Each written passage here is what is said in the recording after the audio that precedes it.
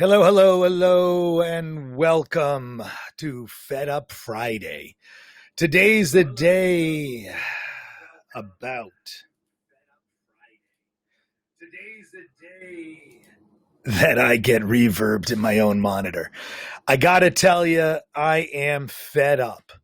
I don't know if you're fed up, but I'm fed up. Today's topic, I want to touch on distant learning, students, teachers, schools, unions, amongst many. The question posed to the study in a study to the American Institute for Research at the University of Chicago Consortium on School Research that shows that students that learn in a classroom versus students that learn distance or at home are succeeding less and less. The people that are learning in the classroom are getting the grades and getting the education, and those who are learning at home, for the majority, are not getting their education. It's pretty pathetic. You know, in the state of Florida where I reside, we've opened up pretty quick. We've had a lot of fake numbers and we've done really well. Our governor probably stands with very few in this country and in the world in dealing with the coronavirus, either by deployments of vaccinations or tapering down and increasing the availability of everyday life. I got to thank the governor, and I know he's over at the CPAC meeting in the state, which is currently being held in Orlando. But let's talk about these kids. I've got 3 kids. How many kids do you have? I've got 2 kids learning in the classroom and 1 kid learning at home. Who is doing better? You know, I'm lucky. My student at home is a very strong academic. Yet we're dealing with the facts that school is boring. I don't have to go there. I can wear whatever I want. I can put in a stand-in picture. I can go play video games listening to silly lectures. I can surf the sports while sitting in the classroom. So who's getting the education? So conversely, my other 2 kids are going to school each and every single day, right? Studying, learning, growing, homework, getting in trouble for not paying attention, right? All the social interactions that go along with it. So who's doing better? The 2 kids at school or 1 at home? I'm going to tell you statistically, the kids at school are the ones that are learning. So should we force all these homeschoolers to go and do summer school? Oh, wow. I think every kid in America is going to want to throw a dart at my face.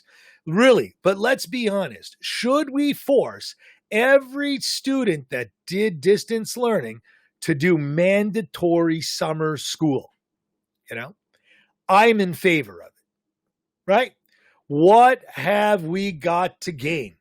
Well, parents and loved ones get back to normal reality and not have yet another 3 months of having to entertain children with things that are going to be reduced all over the country. But I also think that, as they're stating now, by April, we may actually have herd immunity. But I'm not sure that our, king, because we've made a king of coronavirus, Dr. Fauci, is going to let us go. I mean, these guys are power hungry people. And if you think they're not and they're altruistic, I think you're very mistaken. These guys thrive on power. They may not have before, but they do now. I can't wait to see Dr. Fauci's book about how he saved the world. It was done one mask at a time. Look, I'm not going to joke with you. I have a mask. Here, off scan. Here we go. I've got a mask. I wear it each and every day, going in and out of my office, going in and out of anywhere. And you know what? I'm vaccinated. So I believe in the vaccination because I got it, and I believe in wearing a mask. But why am I wearing the mask if I'm vaccinated? This is another question. So let's go back to the schools. So if the kids are the least likely, right, then why are we not putting them back in school? Why are public officials more important than the actual teachers? So I wanted to pull up this article just so people see it. Right over here is that distant learning. I got to thank the Franklin Post for publishing it, but it's right there online. I didn't make it up. So why in the world a very left-wing state, a university that's so left that I have two left arms? Okay. Actually, that's on the right. It's kind of inversed. But, I got to tell you, it is crazy. And I got to thank my partner in crime, David Solomon, who actually came into the mix. Hey, how you doing? We're 6 minutes in, and I'm ranting about how stupid this whole kids in school and distance learning is, and that how statistically it's a fact that kids in school do better than kids that do in distant learning. Listen, it's an argument that, I grew up with, and I said this in one of my rants last week. My mother's a teacher, my wife's a teacher, friends of mine. I grew up with teachers, and they will tell you, even way back when, kids need to interact, kids need the physical, they need that emotion, they need all of that stuff. And looking at it on a screen is just wrong. It's hard. Now, we understand we're in a pandemic, and we understand all of this kind of stuff. But here's the deal. There needs to be a balance. And, again, the situation is very different in the US than it is in Canada. But my God, if kids don't go to school, if kids don't interact, it's a disaster. I can see it, socially when the kids are younger, the development, all the rest. I mean, it's just wrong to just be 100% behind a screen.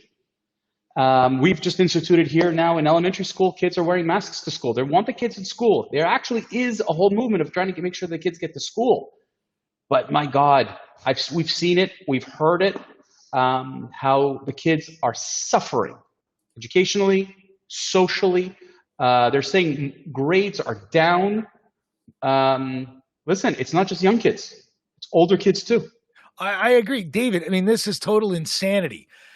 I can't believe that we have a president in the White House whose wife is a teacher, put kids back in school to make a campaign promise once a day and walks away from the mic.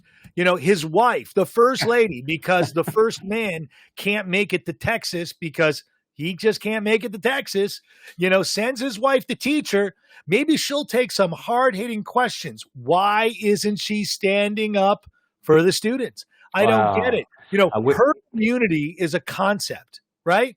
Mm-hmm. I put it up here from Harvard Health, right? Yeah. What is it? It exists. It's not a left wing or right wing. It's a real, true, a thing that can happen. But if we don't start putting people out there, it's never going to be out there. I think you're 1,000% right. And I'm not an epidemiologist. I'm not a doctor. I'm not I nothing know about infectious diseases. And I do have a good friend who is one, and he is he's like, no, keep the kids at home, immune, blah, blah. The double doctor friend. I mean, they believe some pretty intense things. I mean, there's no doubt. Think, lock yourself at home. Don't go. Hey, but I'm a doctor. I can go to work. Well, hey, I'm a public official. I can go to work. But you know what? I need the garbage man to take my trash. I need the electric guy to make sure my power's going. I need the internet guys to make sure my internet works. Hey, you know what? I need my maids to come to work to watch my kids because I don't want to stay home with my kids because I want to go and work because I'm important. Doctors have been given the first time in their lives some importance, and they're taking it all the way too far. I think we got to be careful. I don't want to use a roller brush approach here on every doctor because I know a fair share of doctors who are not like that, and I give you and my hats off to them and the nurses. And to me, it's a question of COVID has been politicized to the nth degree to meet a need at a political level. I do not believe. Other than looking at Australia, New Zealand, I don't know a country right now that really did it well and consistently. I see inconsistencies in the 50 states. I see inconsistencies, I should say, in the 50 states, inconsistencies across my country, inconsistencies across Europe, inconsistencies across South America. It's just inconsistencies. It's all about the politics behind it. We haven't thought of the kids. We haven't thought about the homeless. We haven't thought about, I mean, there are people here, I drove into work this morning, homeless people who are like, did anybody take care of them? No, not my problem. That's all you hear. Like, what are you talking about? It isn't a problem. But Hey, you see that. Yeah. You know, I want to throw in some Como comments here. You know, Oh, geez. we all love New York. You know, as kids, we all grown to like New York, New York, New York. It's a beautiful place, but we got Como there.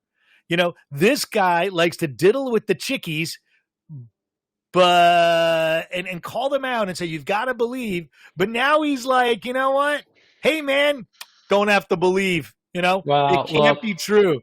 You know, I gotta tell you, it once again, it's mind-boggling how the man won an Emmy for his press conferences, and now they realize that he lied to people and that he misled New York and he misled Americans, and he actually killed more people. I mean, I would put that man up for manslaughter for what he did, because had the truth come out under his watch, people could have been saved. No, why should we do that? And at the end of the day, he's blaming everybody else. He has this Teflon attitude. No, I'm sorry. You got to be kidding me. Is Como directive, like the blame for the nursing home scandal in New York? Is he? I think he is. Oh, is man. he guilty of misrepresenting numbers? His own people, his own party, his own colleagues, his own officials, they're all saying the same thing. You blew it, buddy. They talked about taking his emergency powers away. I mean, when people that you have, fought with and stood in the front lines with and all that are now saying, oof, nobody, I don't think so, that's major. I wonder if there's going to be a probe from the families of the, that there should be a class action lawsuit. Loved ones, and is there going to be a class action lawsuit? There better be against him personally. He gets paid money. He makes money. Oh, he got an Emmy. He's going to get royalties. He's probably going to have a book deal. I was better than Donald Trump or something. No. His book is going to be called Leadership by Como. Like, I'm going to teach you about leadership, because that's the big buzz. Like, all these guys like to write about books how they were the leaders. They led us through the hell. When in reality, BS, they led you to nothing. All he did was lie. All he did, what the statements were, if this is what he lied about, my question is what else did he lie about? What else did he mislead New Yorkers and Americans? Because God bless, he got more attention than any other governor in the U.S. Exactly. But you know what else? I'm living in Florida. We had a lot of issues. We also have the largest percentage of elderly in the country, right? Mm-hmm. Florida has got the most. Mm-hmm. Exactly how many, I don't know. But percentage-wise, I believe dollar for dollar, we got more. And, we didn't even come close percentage-wise to New York. And our governor opened up the state. He didn't hold off. He went to open schools. He threatened schools. If you don't open and give the option, you're not getting funding. Listen, Stuart, your governor was vilified in the media, crucified in the media, because he was the R word. Remember, he's a Republican, and Republicans are bad, and the Democrats are good. And we see that, I could care less which political affiliation you are with. I really don't care. What I do care is, did you do the best for the people? And the simple answer is that at the end of the day, as much as your governor was crucified for his handling of it, Cuomo should be doubly crucified for lying and misleading. At least your governor was open and transparent and blatant. And he says, you know what? It sucks, but this is what we're going to do. Whereas Cuomo hid, and God knows what else when they dig. What else are they going to find? But What else can they find? Look, we want to talk about kids, and we're come to an end. But I'm going to say this: Governor Cuomo, you are the governor of one of the greatest states. Mm-hmm. Unfortunately, you've lost your way. Your pocket seems to be more important than what you probably stood for. I think it's all about money and power. It's money and power and ego. And I got to tell you, and one of the things, when we talk about the schools being closed and whatever, I will say the same thing about sports, organized sports, theater, drama programs, all this stuff. Children missed out. It was a year of hell for children. Yeah. There are children out there. The children out there. Depression. Absolutely. Depression. But it's Stuart, it goes to the point where children today need so much attention. We have neglected our children. Yeah. And I'll tell you, I have 3 who live in my house. I always say they're older children. They're not children anymore. They're adults. But you want to know what? They are, and you could see it. There's a struggle, a palpable struggle. And you look at their friends on Zoom, and you look at all their FaceTimes and all the stuff that they do.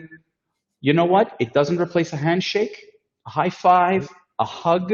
Nope. In a dressing room, in a change room for sports, on a field, it doesn't replace it. And I'm sorry, our children are going to suffer. And with that, my friend, I think we have to wish everybody a phenomenal weekend. I do. And you know what, David? If Monday works out, oh yeah, I would like to talk about, again, kids, again, sports, again, COVID, and the importance of gender neutrality in the news in the midst of a pandemic. What do you think about that as a topic? Let's talk about that, because it's an interesting topic. Oh, I know.